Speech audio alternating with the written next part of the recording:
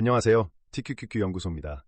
한 회사가 7년 동안 900억 달러를 태웠어요. 단 하나의 부서에서.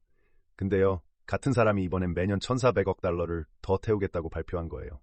한 번도, 단 한 분기도 흑자를 낸 적 없는 베팅에. 이 회사 이름이 메타, 이 돈을 던지는 사람이 마크 저커버그입니다. 아십니까? 여러분이 들고 있는 TQQQ를 움직이는 7명의 황제들 중 한 명이 흔들리고 있다는 신호. 이거 단순한 종목 얘기가 아니에요. 빅테크 안에서 누가 다음 라운드의 패자가 될 것이냐, 그걸 결정하는 게 바로 이 사람의 판단 하나하나인 겁니다. 그리고 그 판단들이 어떻게 누적돼서 한 거인을 무너뜨리고 있는지 오늘 인물 단위로 해부해 보겠습니다. 자, 그 사람을 깊이 보기 전에 외형부터 봐야 합니다. 마크 저커버그의 외형 자체가 지난 2년 사이 완전히 다른 사람이 됐기 때문이에요. 10년 넘게 이 사람의 유니폼은 회색 티셔츠 한 벌이었습니다. 결정을 줄이려고 같은 옷만 입는다는 게 본인 변명이었고, 그 회색 티셔츠와 청바지는 실리콘밸리 엔지니어 클리세의 원조였죠. 2018년 케임브리지 애널리티카 청문회에선 표정 없는 답변 때문에 도마뱀 밈까지 따라붙었습니다. 차갑고 기계적인 엔지니어 이미지가 오랫동안 굳어 있었던 거예요. 근데 지난 2년 사이 완전히 다른 사람이 등장합니다. 머리는 길게 풀어두고 목엔 굵은 골드 체인, 그래픽 셔츠. 같은 시기 주짓수에 빠져서 IBJJF 토너먼트 화이트벨트 디비전에서 메달까지 따왔습니다. 2023년엔 X에서 일론 머스크와 옥타곤 케이지 매치를 진지하게 협상하기도 했어요. 시합은 결국 무산됐지만요. 회색 티셔츠 엔지니어 이미지를 본인이 직접 부숴버린 겁니다. 거기에 더해 하와이 카와이 섬에 1,400에이커가 넘는 부지를 사들이고 지하에 거대한 벙커 단지를 짓고 있다는 와이어드의 폭로 기사가 2023년에 실렸습니다. 본인은 종말 대비가 아니라고 부인했지만요. 한바탕 논란이 일었습니다. 자, 이 자기 재설계가 우연이 아니라는 게 핵심이에요. 같은 사람이 같은 시기에 자기 회사를 페이스북에서 메타로, 광고회사에서 AI 회사로 다시 짜고 있는 겁니다. 외형 변신과 회사 변신이 동시에 일어나는 거 아닙니까? 그래서 이 사람의 자본 결정 하나하나는 단순한 경영 판단이 아니라 자기 정체성 재정의의 연장선으로 봐야 하는 거예요. 이제 그 결정들을 하나씩 해부해 봅시다. 자, 그 900억 달러부터 봅시다. 리얼리티 랩스. 메타가 가상현실, 메타버스, 그리고 지금은 AI 글래스에 던진 부서예요. 이름이 리얼리티 랩스인 게 진짜 아이러니인데요. 2019년부터 2025년까지 단 한 분기도 흑자를 낸 적이 없는 겁니다. 2025년 한 해에만 191억 달러를 잃었고 누적 영업 손실은 900억 달러를 향해 갑니다. 메타버스가 실패하자마자 곧바로 다음 베팅을 시작한 거예요. 이번엔 AI 인프라. 2025년 메타가 가이드한 캐펙스가 660억에서 720억 달러. 그리고 2026년은 1250억에서 1450억 달러로 한 번 더 2배. 1년 만에요.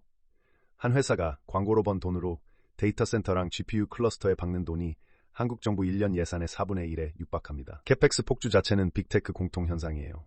구글도 마이크로소프트도 아마존도 비슷한 규모를 태우고 있죠. 근데 메타가 다른 이유가 있습니다. 구글은 클라우드랑 검색, 마이크로소프트는 Azure랑 오피스 365, 아마존은 AWS랑 커머스. 다 본업의 다리가 2개 이상인 거예요. 메타는요? 매출의 약 98%가 광고 하나입니다. 다리 하나로 1,400억 달러를 베팅하고 있다는 게 이게 메타의 진짜 리스크인 거예요. 자, 그 1,400억 달러를 누구한테 쓰느냐? 여기서 막장이 시작됩니다. 2025년 6월 저커버그는 28살짜리 청년 한 명을 데려오려고 143억 달러를 썼어요. 알렉산더 왕, 스케일 AI 창업자. 거래 구조 보면 진짜 황당합니다. 메타는 스케일 AI 지분 49%를 가져가는데 의결권은 0이에요. 그러니까 회사를 인수한 게 아닌 거예요. 한 사람을 사오기 위한 우회로였던 겁니다. 업계에선 이런 거래를 acquire라고 불러요. 인재만 빼오기 위한 위장 인수. 근데요, 한 사람을 위해 143억 달러를 쓰는 acquire는 IT 역사상 전례가 거의 없습니다. 그만큼 절박했다는 뜻이죠. 왕은 메타의 새 Chief AI Officer, Super Intelligence Labs 책임자가 됐고 저커버그한테 직보합니다. 절박함의 증거 또 있어요. 오픈AI의 CEO 샘 올트먼이 직접 공개적으로 폭로한 게 있죠. 메타가 오픈AI 핵심 연구원들한테 1억 달러 사이닝 보너스를 제안했다는 거예요. 한 사람 데려오는데 1,400억 원. 올트먼은 메타가 자기 팀에 거대한 제안을 던졌지만 가장 뛰어난 연구원들은 결국 남았다는 취지로 밝혔습니다. 자, 이 모든 돈을 부어서 만든 게 라마사였습니다. 그리고 솔직히 말합니다. 라마사는 실패했어요. 2025년 4월 라마사 매버릭은 챗봇 벤치마크 엘레마리나에서 2위로 데뷔했다고 발표됐습니다. ELO 1417, GPT-4o랑 클로드를 누른 점수. 화려한 발표였죠. 근데 곧 들통이 난 거예요. 메타가 엘레마리나에 제출한 모델은 엑스페리멘터이라고 표시된 특수 버전이었고 일반 사용자가 다운로드할 수 있는 공개 버전은 그 모델이 아니었던 겁니다. 답변 길이 이모지 사용 패턴이 완전히 달랐어요. 같은 이름의 공개 버전을 다시 동일한 조건에서 테스트한 결과는요. GPT-4o, 클로드 3.5 소네트, 제미니 1.5 프로보다 낮은 32위였습니다. LM 에리나는 정책을 바꿨고 메타의 젠 AI 책임자는 벤치마크 셋으로 훈련시키지 않았다고 부인했지만요. 이미 신뢰는 깨진 거예요. 여기서 끝이 아니에요. 그 위에 있었어야 할 모델이 라마사 비모트였습니다. 2조 파라미터, GPT 4.5를 넘는다고 사전 홍보됐던 초대형 모델. 일정이 봄에서 여름으로 밀리고 여름에서 가을로 밀리더니 결국 무기한 연기. 보도된 내부 이유는 사전 홍보된 성능에 못 미칠 것이라는 우려였습니다. 이른바 스케일링 법칙이 메타가 가장 크게 베팅한 그 지점에서 처음으로 벽에 부딪혔다는 신호였던 거예요. 이게 끝이 아닙니다. 2025년 10월 메타는 슈퍼 인텔리전스 랩에서 600명을 정리해 구했어요. 그리고 그 600명 안에는 얀 르쿤이 직접 키운 페어 부서 직원들이 포함돼 있었던 겁니다. 한 달 뒤인 11월 2018년 튜링상 수상자이자 메타 AI 연구의 정신적 지주였던 얀 르쿤이 회사를 떠난다고 발표합니다. 쉽게 풀면요. 메타는 가장 비싼 새 인재 한 명을 데려오는데 143억 달러를 썼는데 같은 시기 가장 오래된 핵심 인재를 잃은 겁니다. 르쿤은 회사를 나가자마자 AMI Labs라는 스타트업을 차렸고 35억 달러 밸류의 10억 달러를 모금했어요.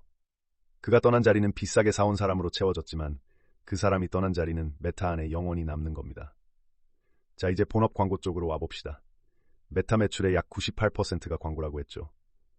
이 광고 사업의 발목을 잡은 게 누구냐? 같은 빅테크 형제 애플인 겁니다. 2021년 애플의 앱 트래킹 트랜스퍼런시 줄여서 ATT, 아이폰 사용자가 앱의 추적 권한을 거부할 수 있게 한 단순한 토글 하나. 전 세계 옵트인 비율은 15에서 25%. 그 결과요, 메타는 본업 광고 매출에서 한 해에 약 100억 달러가 사라진다고 자기 입으로 발표했습니다. 메타 CFO가 어닝콜에서 iOS의 영향은 100억 달러 규모라고 직접 인정한 거예요. 저커버그가 AI 인프라를 그렇게 절박하게 쫓는 진짜 이유가 여기 있어요. 다음 패러다임에서 마저 남의 플랫폼 위에 얹혀 있다가는 회사가 끝난다는 공포.